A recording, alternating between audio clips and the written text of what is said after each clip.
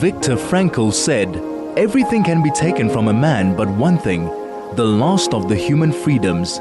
To choose one's attitude in any given set of circumstances, to choose one's way. This is Finding Human with Sue Jackson. Stay tuned for the next hour as Sue explores the human psyche, what makes us tick, and how to live better, more fulfilled and more meaningful lives. Only on 101.9 High FM.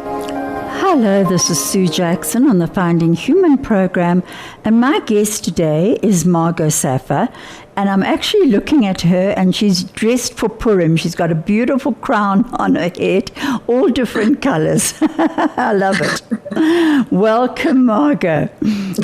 Sue. Let me just introduce Margot to you. She's a counseling astrologer.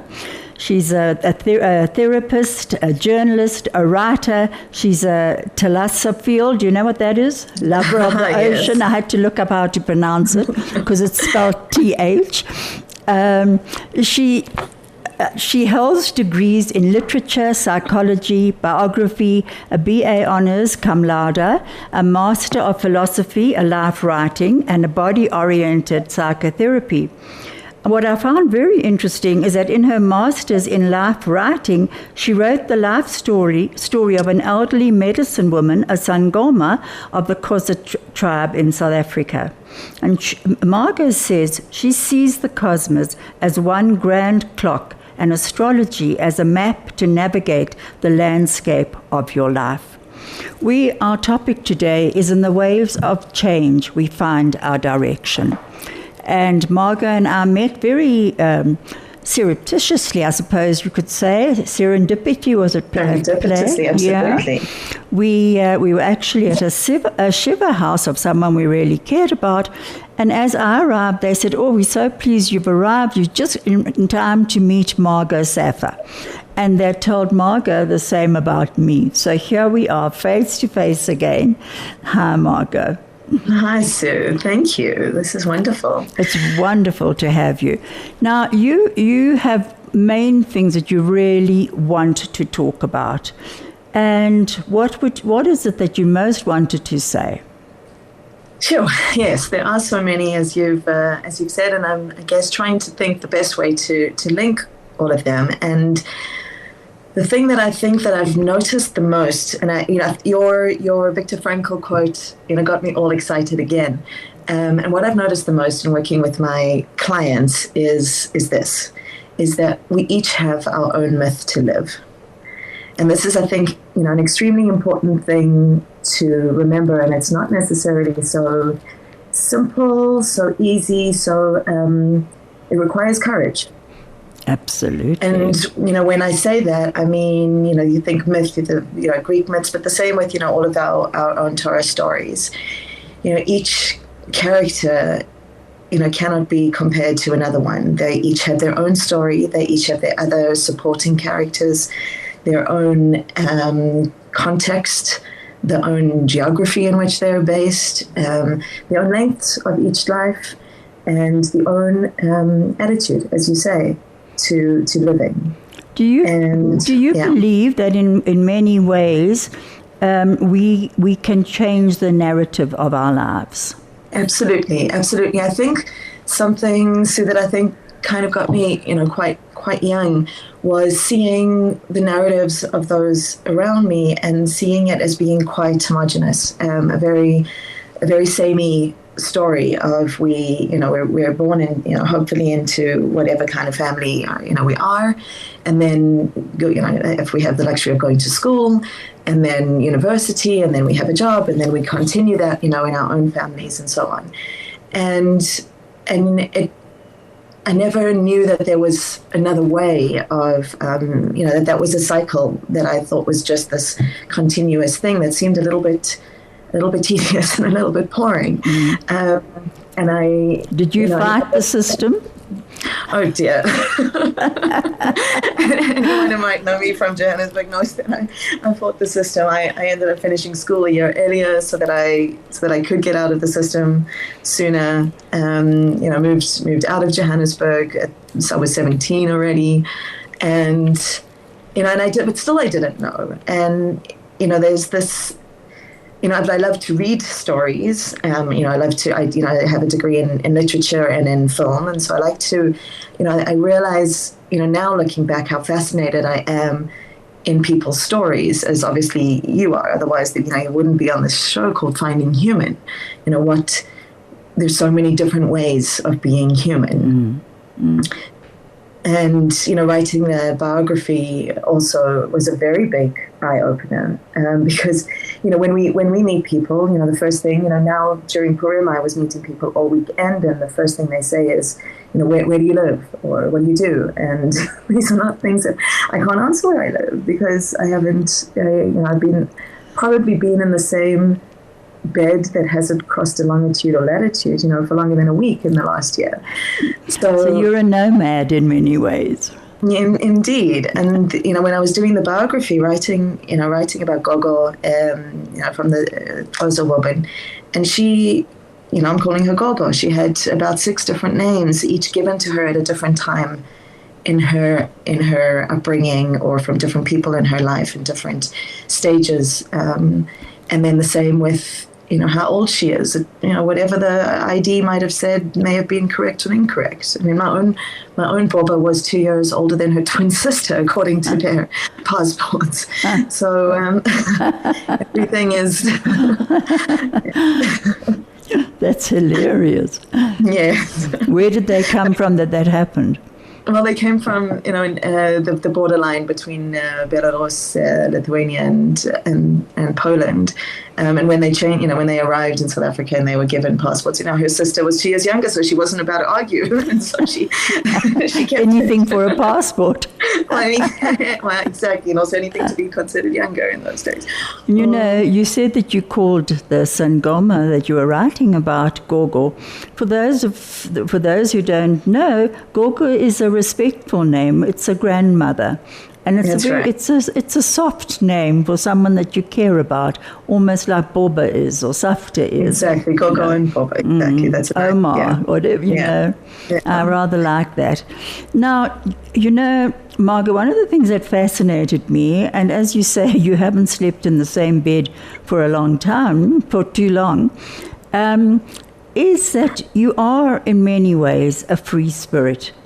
You go where you want to go, whatever it is that you're wanting to explore. And it's almost like those tides of our lives that take us all over the place. Vincent van Gogh said, the heart of man is very much like the sea. It has its storms, it has its tides, and in its depths, it has its pearls too. Have you found the depths and the pearls in these tides of life? Thank you. I didn't know that quote, and Margot means pearl. Does it? Pearl. Yeah. Well, absolutely. I mean, I think we can all relate with that. Whether we use the analogy of the sea, and you said before that it's where I go where I want to go, and I think that there's 2 aspects to that. It's not necessarily. We're going to get back to that in a minute. Right.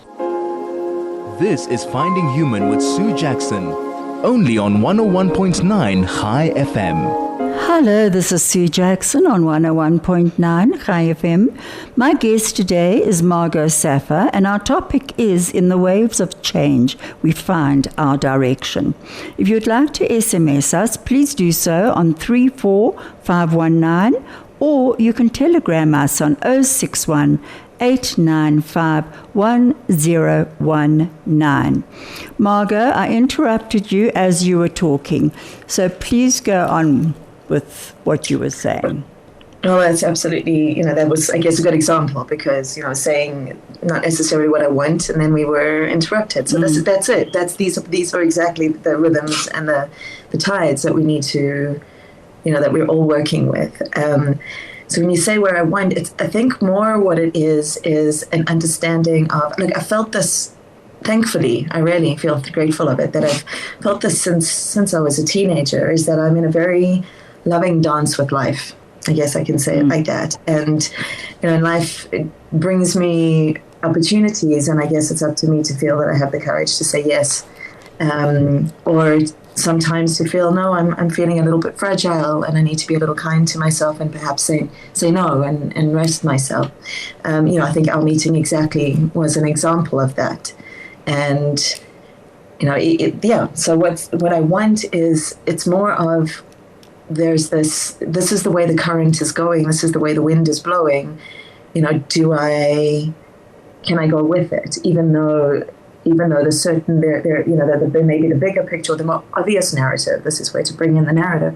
The more obvious narrative is something else, is showing another direction. That's not necessarily the natural one, and it's certainly not my natural one. And I think this is something I really like to encourage my clients, is to understand their natural rhythms. And it helps by, what I've done for years is to acknowledge the natural rhythms. So to go beyond the rhythm of the day, when you say that, can we break out of the narratives, the rhythm of the 9-to-5 day, or the rhythm of the calendar as we've been given it in various cultures. But to look at the moon, like to go outside tonight and see that it's not as full as it was yesterday. And, to slowly see, especially if we're living in cities, because then we have even less access to nature. Or something I love being in Johannesburg is seeing how the trees have grown since I last lived there. As you can see, 20 years have passed by seeing that the trees are taller, that the jacarandas are higher, they've got more blossoms. So to look at the natural rhythm in that regard, to watch a sunset, or a sunrise, every day if you can. As I say, to look at the moon, to acknowledge the Rosh Chodesh, the new moon, to acknowledge the full moon, to acknowledge the seasons. Plus, we've just had the equinox, which is known in the northern hemisphere as the vernal, the spring equinox, whereas in the summer. One thing that was very weird moving to Israel was noticing the difference between the north and the south, and obviously being out of season. These things to notice in your own body, so that you come to know what your own rhythms are. And that's very much what the biosynthesis, the body that you do as a body therapist, psychotherapist, it is the movement in our bodies, isn't it? It's the talk of our own talk. It's our own movements. Exactly. It's our way. It's helping. It's coming to know and feel your own body from the inside. So, it's known as biosynthesis. It's a particular school of body-oriented psychotherapy. And this is something that is a lot more, it's becoming more available elsewhere, less so in South Africa right now, but I'm really hoping that, that it will be. But as we become more, aware of different kinds of somatic experiences, then it is. So it's something that you can feel through, as I say, through acknowledging the nature around you, but also through meditation, even through prayer, even through if we could even do an exercise, right now, to just even to take a moment and, breathe just a little bit deeper. Okay.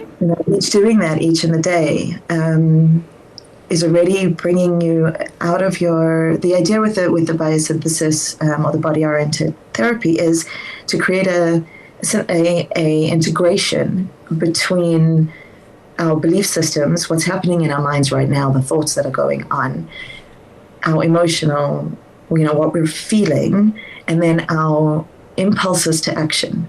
So, what do you, when you're putting it all together, what do you actually feel like actually actively doing? And it can be everything from as small as I want to have a glass of water to I want to sail across the ocean, or I want to go and talk to that person, or I want to go and ask for a raise, or whatever it may be. And then to acknowledge, do we let ourselves go with this impulse? Do we go with it? Or do we take a moment and stop and go, no, I can't have a glass of water in it right now because, the tap's too far and I'm in the middle of a conversation with you. So where do we block the impulses? And as I say, something so simple as that. And when do we allow them? And so to become aware, exactly that. And that helps, if you go back to what it is that I want. that helps us to understand what it is that I want. That I want that glass of water now, and what my body wants that glass of water right now, and what is it that I can do in order to follow that impulse, to follow that desire.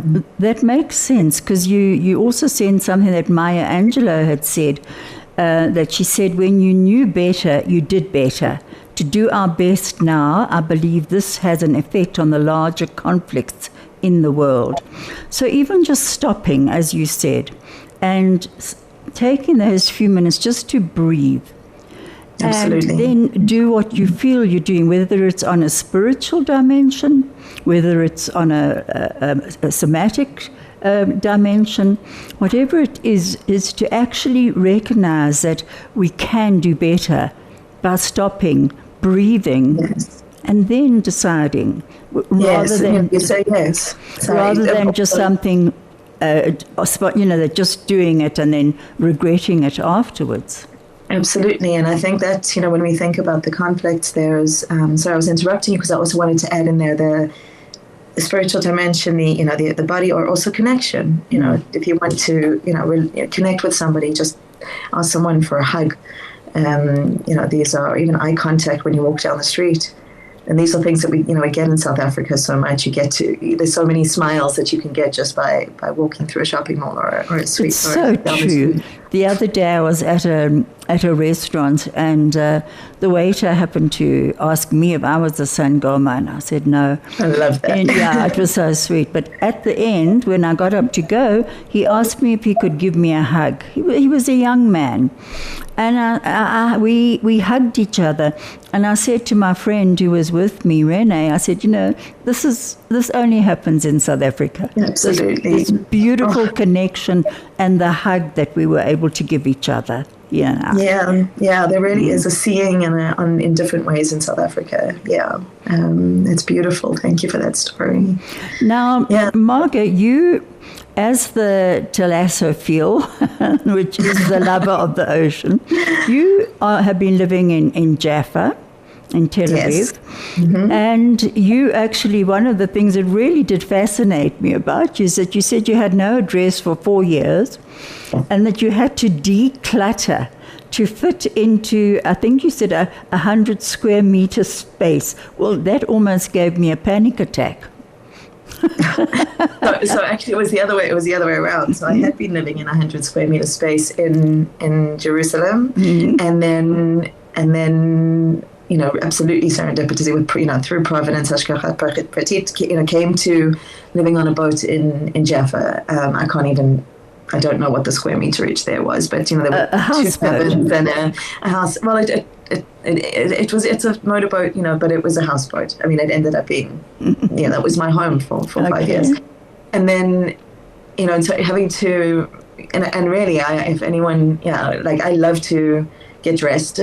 I love my clothes. I love each detail of each thing, and that's, I had to let things go bit by bit. And the same with my books, and by a Kindle, unfortunately, because of the space and the weight. But this kind of, and then bit by bit, even beyond that, it's amazing how much we, even then while I was there, how much you gather. And then halving it. So now I'm able to travel with, whatever the airlines allow me. And in that, it includes my fairy lights and my crown and all my sailing gear. But it's everything that I need. And that has amazed me, is to be able to have whatever one needs, with them, and how little we actually need and how much we're given when we need it. So true. But you spoke about a grab bag. What does a grab bag mean to you? Well, it's actually not, that's not just, I laugh with it, but it's really not a funny thing. That is, these are things that we have had to have here in Israel as well as on a boat. It's having literally whatever you need in that moment, or that's going to be the most important thing. If the boat goes down, if you can't return to your room from your mamad, from your safe room, and these are things that we, really are living with. So it's what you take, it's again, what I would have in it would be a crown. But, passport, snacks, things that are really, Water, exactly, the essentials. But I love that, you told me about the grab bag that you suggested for your granddaughter. And in that was going to be the suckers and some sweets, also a bit of water.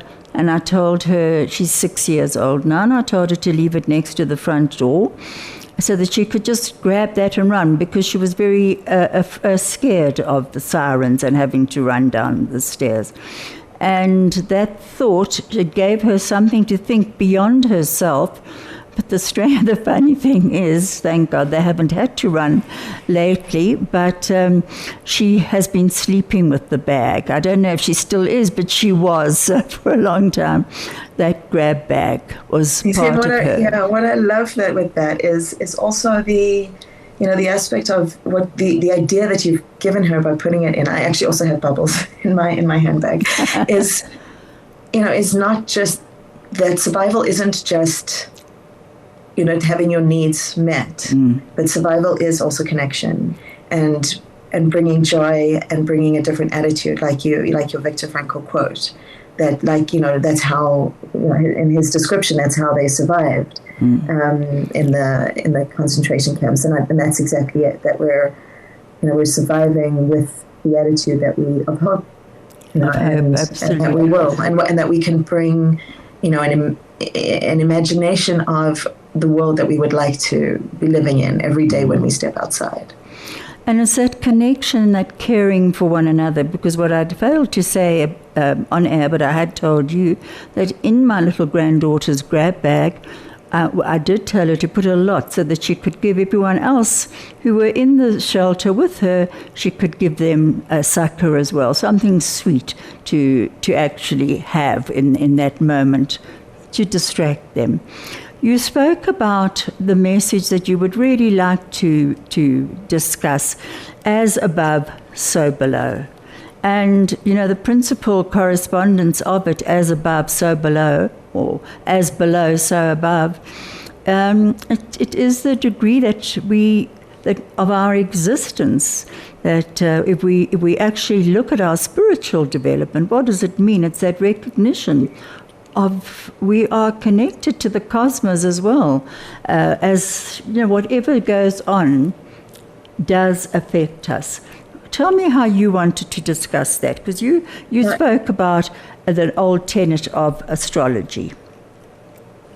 Yeah, so this is a very classic tenet of astrology, of as I say, as above, so below. So you just broke up for a minute. This is Finding Human with Sue Jackson, only on 101.9 High FM. Hello, this is Sue Jackson on the Finding Human program on 101.9 High FM. My guest today is Margot Saffer, and for a moment we were definitely being tested on a spiritual realm or a physical realm, I'm not sure which, because we suddenly lost contact with each other. But, I was thinking about something that Walt Whitman once said. He said, either define the moment or the moment will define you. So right now we are going to define the moment. Right, so we were talking about as above, so below. Tikkun mazal and tikkun olam, you said. Tell me about that. So there's the idea of, as we, of tikkun makom, change your place, and tikkun mazal, you change your luck. And this is something I'm not sure everybody actually knows. When you say mazal tov, which is our version of congratulations, mazal means constellation. It means luck, but it means constellation. Oh, I didn't know that. Yeah. So so it's the idea of, I guess, being born under a lucky star, that kind of that's translation. But so it really, we really are watching the mazalot, the constellations, the signs, the zodiac signs. And when we're looking at the sky and we're looking at the planets or the sun or moon, move through them, which are marked with our festivals, our chagim as well.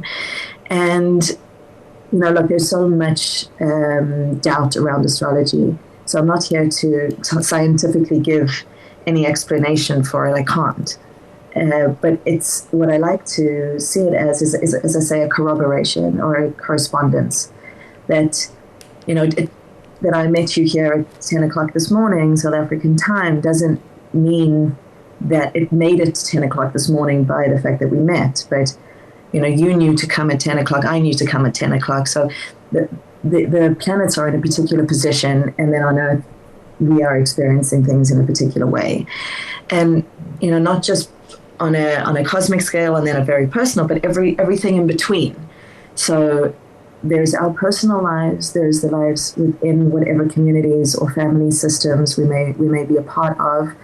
Then that's a part of the bigger political structural system, which is part of a bigger political structural system that little, that we probably know very little about. And then, bigger and bigger than that as well. And so if, when I say, the idea of tikkun or tikkun olam is how can we change our lot in the best way with the most grace possible. This is Finding Human with Sue Jackson, only on 101.9 High FM. Dis-Chem Wellness Clinic for Adults offers convenient and professional care to help you manage health risks. Whether you're having your regular wellness check, such as blood pressure or cholesterol, Dis-Chem Wellness Clinics offers you a broad range of health screening services, including female health screening with pap smears, family planning and pregnancy screening. Fast, affordable, and with care. Find your nearest Dis-Chem Wellness Clinic inside Dis-Chem pharmacies. Better health starts here. You're about to listen to a very short YouTube by Margot Saffer on astrological forecast and what she thinks about predictions. Actually, Margot, do you have general stuff for 2015? Sure. What I wanted to also say is the idea of predictions is also a little bit. I don't really like the idea of predictions. No. The point saying is here we are on the first day of the year, and so let's, I think, turn the idea of prediction into idea of intentions or hopes. Yeah. And so this is something that we don't. So when you say an addiction, a prediction. Addictions I can talk about. When you talk about a prediction, it leaves us feeling helpless. Yeah. And so it's kind of like going to an election, and we, so we think, oh, why even vote? We don't even have any power. Or we vote, and then we sit back and we then complain. Yeah. So it's the same kind of thing. It's like you're predicting for the weather. It's gonna storm this weekend. Okay, so you either take a raincoat, you stay home, you go to In other words, people do something. you dance in the rain. Exactly. Okay. This is really what it's the main Do thing something. is to acknowledge that we have control. We do. And that's why astrology is so beautiful, is it helps you to navigate the map that we've been given. This is Finding Human with Sue Jackson, only on 101.9 High FM. Hello, this is Sue Jackson on the Finding Human program on 101.9 High FM. If you'd like to contact us, you can on SMS 34519 or telegram us on 061 895 1019. Margot, I loved what you said there because a message did come through to me, and they actually said in the conflict in Israel at the moment, how do you feel that ties in to the as above, so below? And I like that. Could you answer that question? Thank you for the question very much. So how I have seen this even before the current conflict, the escalation across the borders, there was so much conflict within Israel last year. And when I visited, you can feel it. It's palpable in the street, just as you can feel the certain emotions now of sadness and grief and confusion. And so I kept going, well, what can I do? Because I felt so helpless. And I kind of thought, okay, well, what conflict am I experiencing within myself today? So there's, again, so many layers. There's within myself, I didn't mention that before, in myself, with the people I'm in relationship with within my community. So again, it can be something so small, the conflict in myself of, I want to do this new thing, but I'm scared. So there's already two things that you're feeling in yourself. And then what is it that ends up winning out? and or you're in conflict with somebody, and they have one opinion, you've got another opinion, but in order to kind of move forward, you need to somehow resolve that. And so this is the way that I like to see the idea of as above, so below, is if we can negotiate the conflicts that we're experiencing, the ones that we do have some sort of action that we can take on them. If we can do that with the most grace possible, and sometimes it takes a lot from us, because sometimes these conflicts are very difficult. Sometimes we're in conflict with family members over all sorts of things that we some of them have been maybe going on for years. Sometimes they're new, and how we can at least navigate what we can do, the way that we can feel right now, the way that we can communicate with one another, the language that we choose to use, the way that we can regulate our own feelings over something, that perhaps if it's escalating, that we take a moment to step back and to acknowledge also something else I think is important, to acknowledge what is the value beneath my opinion on this conflict, and what is it that I'm willing to do and to fight, is to maintain that value as well. But as I say, if we can do our lot, because we've each been given our lot, if we can do our lot with the most grace possible, I really, I've seen it, but, I really believe that we can, that ripples outwards. And if we can acknowledge any sort of conflict and acknowledge it, stop it, acknowledge, be aware that we're in a conflict, and be aware that we can do it in the best way that we can. Obviously, it's only what we can do now. And that can have an effect in the way that we think about greater conflicts, I believe. I think I agree with you so much, and I saw it this week. There were two people from the Nova Festival survivors who had gone through terrible experiences on the 7th of October, and they were here in South Africa. And they were talking at UCT in Cape Town at the university, and it was a very frightening experience for the one in particular, because there were a lot of pro-Palestinian marches there. And then what I saw, and I thought how wonderful to actually rise above that conflict and bring a bit of peace in, and singing. There was a whole group, and they were certainly not all the Jewish group of UCT, but there were many other colors and cultures involved as well, which is what's lovely to see, especially. And they were singing, and they were having their arms around each other and dancing. And then some people from the pro-Palestinian group came and threw themselves on the floor and tried to disrupt them. But they just kept their arms around each other and danced around them. It was that dancing in the dark.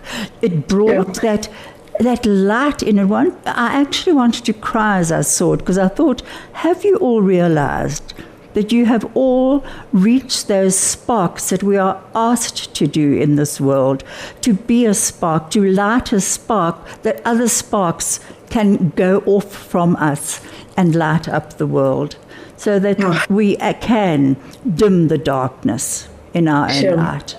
That's a really very beautiful anecdote. Really, I'm very inspired and moved by that. This is something that I've felt, and it's been many wars that I've unfortunately experienced here, and obviously there's nothing that can compare to this one.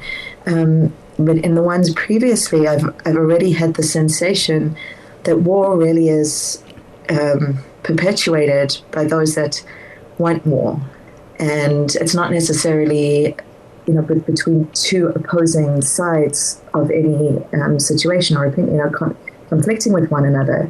There are people on various sides who don't want war, but who somehow want, how can I say, that there's so many that perpetuate right now that they're saying that they want the war to be over, or for a ceasefire.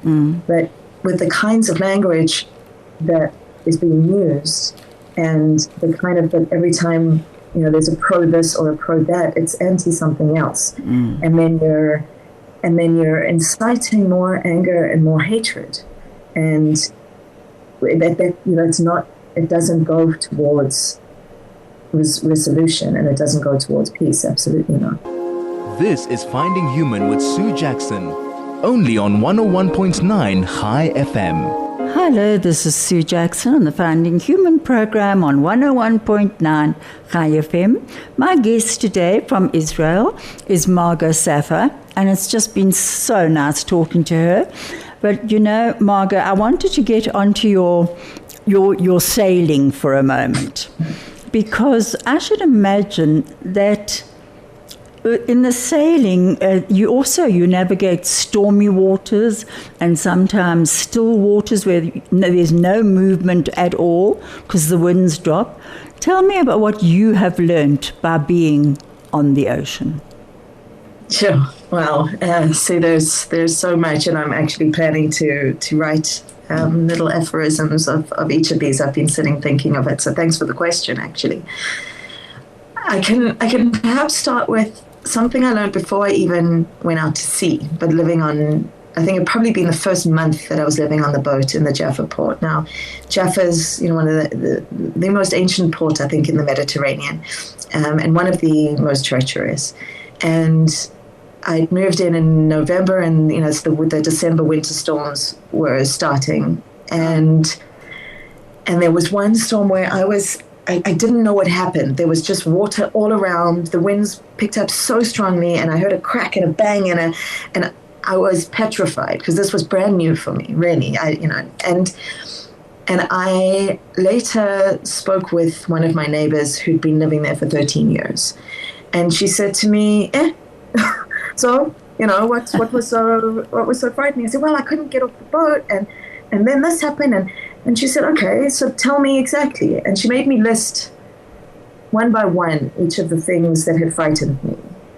And then she said, okay, so are you able to deal with this one? Are you able to deal with this one? Do you have the right skills for this and this? And she said, okay, well, I said, oh, you do. Well, then why get frightened? Because you know how to respond to it. And if you don't have the skills, go and educate yourself. And this was a similar thing, where a friend took me out, someone in the port as well on a kayak, and the same thing. I hadn't been kayaking out at sea, and I got nervous at some point when the waves the swell picked up, and it got, I found it difficult to be able to control the paddling. And again, she said, why are you scared? Are you scared that the kayak is going? So she made me name what it was that I was frightened of. And then, okay, so you're scared of this. So you're scared of capsizing, of going overboard. She said, you're a good swimmer, right? And I said, yes. She said, okay, then what's the problem? So that was, I think that's the main thing, step by step, is I have, this might be frightening. Okay, stop for a second, but do I know how to deal with it if that were to happen? Yes, I do, or no, I don't. And then respond to it, accordingly. There was one of the first storms I was in, and I was sailing with the captain in Greece, and we were literally just about to come into port. We could see it. We were probably just, maybe 200 meters away, and suddenly a storm came out of nowhere. Obviously, it didn't come out of nowhere, but it hit us much quicker than we had anticipated, and everything went white, and we couldn't see the entrance to the port, and so we had to keep sailing at sea. And he was absolutely unperturbed. And he went right into the storm, and he kept going and getting, we were getting completely blasted and wet, and everything was white around us. We couldn't, could barely make out the difference between the horizon and the sky. And I still thought to myself, at what point should I be frightened? And it's because I knew that we were doing the best that we could with the vessel that we had, with the captain who knew what he was doing and trusted himself. And I think these are the things to kind of that we can focus on, or that that I learned to focus on is, and as I say, step by step. As I then went into bigger waters, wider seas, into the Atlantic, people going, oh wow, that's so frightening as you cross the Atlantic. Even a photojournalist friend of mine here in Israel, he's always at the front line. He's either in Ukraine or taking pictures in Gaza. And and he's, I said, "Oh, I'm about to cross the Atlantic." He said, "Oh, isn't that frightening? That's so scary." And so he was in a war zone. Yeah.